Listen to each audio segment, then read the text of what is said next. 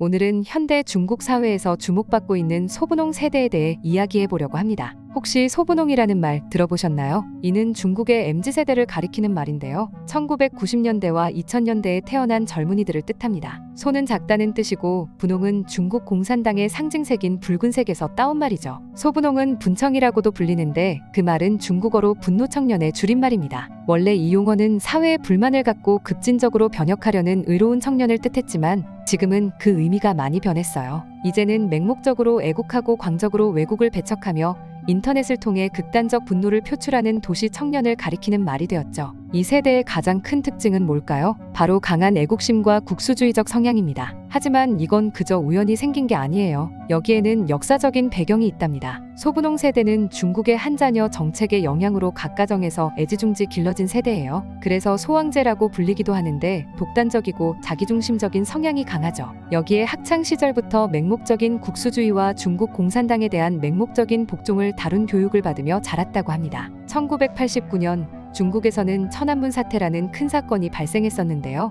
이때 많은 시민들이 정부를 비판하며 시위를 벌였죠. 이에 충격을 받은 중국 정부는 이후 교육 정책을 크게 바꾸게 됩니다. 중국 정부는 젊은 세대들에게 강한 애국심과 중국의 우월성을 가르치기 시작했어요. 심지어 역사도 아무렇지 않게 왜곡해서 가르쳤죠. 예를 들어 중일전쟁 때 실제로는 국민당이 일본과 싸웠는데 공산당이 싸운 것처럼 가르쳤던 겁니다. 이후 공산당은 우리나라 역사뿐만 아니라 온갖 역사를 왜곡하면서 죄다 중국 것이라고 우기고 있죠. 2010년 이후 시진핑 주석이 집권하면서 상황은 더 극단적으로 변했어요. 정부 비판을 하던 지식인들의 목소리는 점점 사라지고 대신 극단적인 애국주의와 국수주의가 더욱 강해졌죠. 소분홍들은 시진핑 주석뿐만 아니라 중국 공산당과 자국의 맹목적인 충성 태도를 보이는 것으로 유명한데요. 이들은 중국이 세계 제일이고 세계의 중심이며 모든 나라가 중국에 복속되어야 한다는 신중화 사상에 빠져 있다고 하죠. 예를 들어 한국의 김치나 태권도, 한복 등을 중국의 것이라고 주장하는 어처구니 없어 반박의 가치도 없는 소리를 하는 겁니다. 한류가 세계적으로 성공을 거두자 왜 과거에 속국이나 다름없었던 한국에서 이런 걸 만들어내는데 우리는 이런 걸 못 만드는 걸까? 라는 열등감과 굴욕감을 느끼게 된 것이 아닐까 싶은데요. 그래서 그들은 한국 문화는 원래 중국 문화에서 유래된 것이니 근본적으로 보면 중국 문화라는 주장을 펼치며 일종의 정신승리를 하고 있는 거죠. 소분홍들은 온라인에서 매우 활발하게 활동하고 있습니다. 중국을 비판하는 글을 발견하면 단체로 공격하기도 하고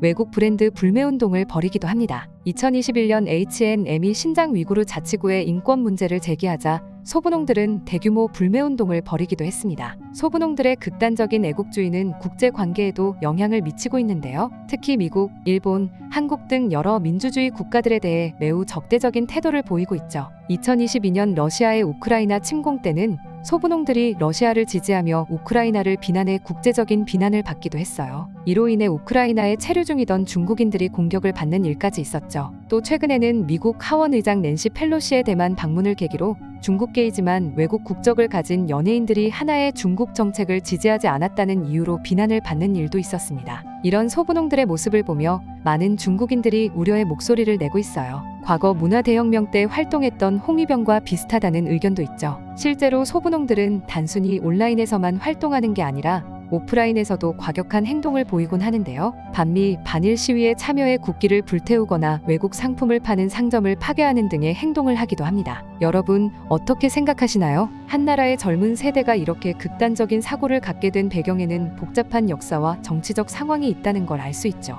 물론 중국의 모든 젊은이들이 이런 성향을 가진 건 아니에요. 오히려 이런 극단적인 애국주의를 비판하는 젊은이들도 많다고 합니다. 하지만 현재 중국에서는 소분홍들의 목소리가 더 크게 들리고 있는 것 같은데요. 이런 현상이 앞으로 중국과 세계에 어떤 영향을 미칠지 계속해서 지켜봐야 할 것 같습니다. 문화대혁명 때 엄청난 활약을 했었던 홍위병의 의지를 이어받아 소분홍이 다시 한번 스스로 중국을 박살내는 장면을 뉴스로 봤으면 좋겠네요.